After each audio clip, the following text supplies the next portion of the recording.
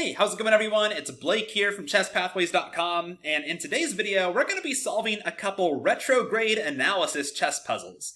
These are pretty out of the ordinary from your typical chess puzzle, because in a retrograde analysis puzzle, you have to think about not only the present of the position in front of you, but also the past. How did you get here? Let's start with this first one so we can see how this works. So we have this position in front of us, we don't know how we got here, but no matter how we arrived at this position, it's mate in 2.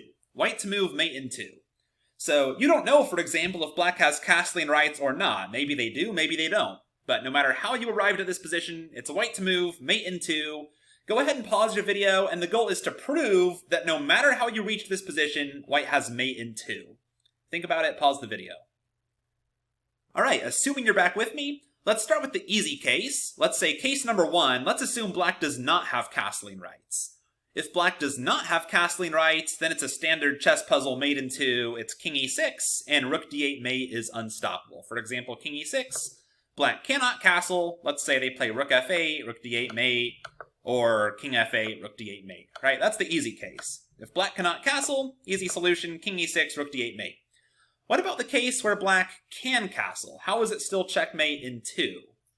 In this case, king e6 does not work anymore because black simply castles. We know that the rook being under attack does not stop castling. As long as the king is safe, you're good to go. It doesn't go through check or into check or out of check. And there's no mate in 2 here, clearly. So where's the mate in 2? Well, again, you have to think about the past. How did you arrive at this position? So I'll give you a hint if you want to pause the video again. If black has castling rights, what does that mean black's last move was? Think about that. If black has castling rights, their last move cannot have been king e8, because that would mean they don't have castling rights if they move the king. Likewise, the rook can't have moved, right? So their last move, if they have castling rights, is either pawn to g5 from g7, or pawn g6 to g5, but we can narrow it down even further. Their last move can't have been g6 to g5, because that would mean they could have taken our king last turn, if their pawn was on g6, so that's out.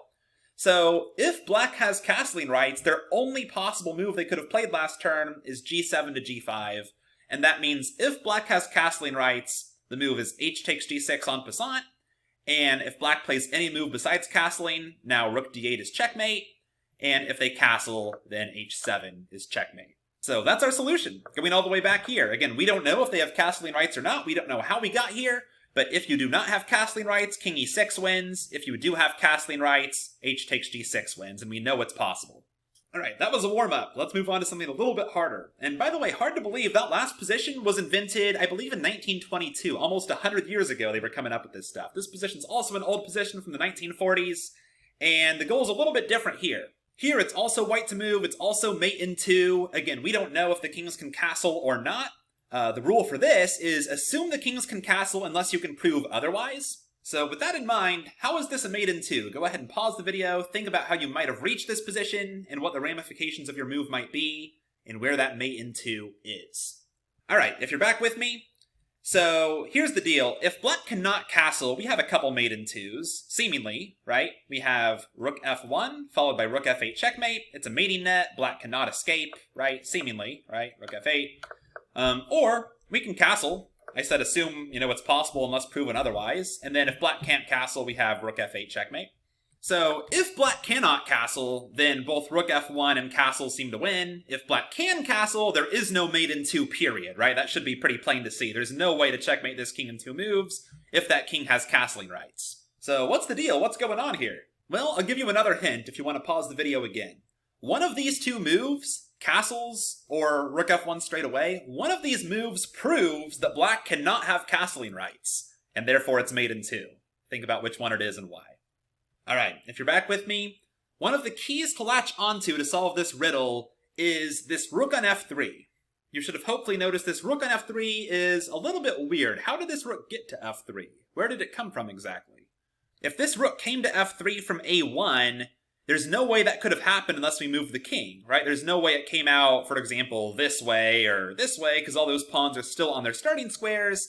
So if this rook from f3, if the rook on f3 came from a1, that proves that we can't castle. So you might think that's kind of, the end of the story. Okay, because this rook's on f3, that means white can't have castling rights here, and therefore there's no solution because rook f1 gets met with castles long. But that's not the end of the story. It turns out that this rook can be on f3, and white can still have castling rights here. Again, think about why that might be. So the only way this rook can be on f3 and white can still have castling rights is if this rook never came from a1 at all, and this rook is in fact a promoted pawn. Now, here's where the next facet comes in. If this rook is in fact a promoted pawn, this proves that black cannot have castling rights. I tried to refute this, but there's no way to. I thought, for example, what if this rook was actually, let's say it was the f-pawn, and it did a bunch of captures, and somehow queened on c8, maybe there was still a queen on d8 at this point, so it wasn't check, and then it somehow got back here. But there's no way for it to get back there. That would involve either taking the rook, or the rook moving, or the king moving, or one of these pawns being missing, and they're not missing. Same thing over here. If the pawn somehow queened on h8, well, that's great, that's possible, but how did it get out? Right? How did it get back out? It would have to be through f8, and there's no way white could play rook f8 and then rook f3 unless this king had moved at some point. It's possible, of course, that white went and, made some captures here and made a rook, and then black somehow, moved the rook away, and then we brought our rook out, and then they brought their rook back, and that's how we reached this position. That's possible, but that would, of course, mean that black does not have castling rights. So, therefore, the solution to this riddle is white needs to castle, and by castling, we prove that this rook was never the a1 rook. This rook is a promoted pawn. There's no way this rook could be here if we have castling rights, and it's the a1 rook. So by castling, we prove that this rook is a promoted pawn, and by proving the rook is a promoted pawn, we prove that black does not have castling rights, and therefore next move rook f8 is checkmate. Now, is this useful for your chess skills? I'm not sure, maybe. Is this pretty ridiculous? Yeah, it is, but is it fun? Definitely. So let me know if you want to see more retrograde analysis puzzles on this channel, and as always, please make sure you visit chesspathways.com and get signed up there. It's totally free, only takes 5 seconds, and I'll send you a free move-by-move guide to chess thinking when you sign up.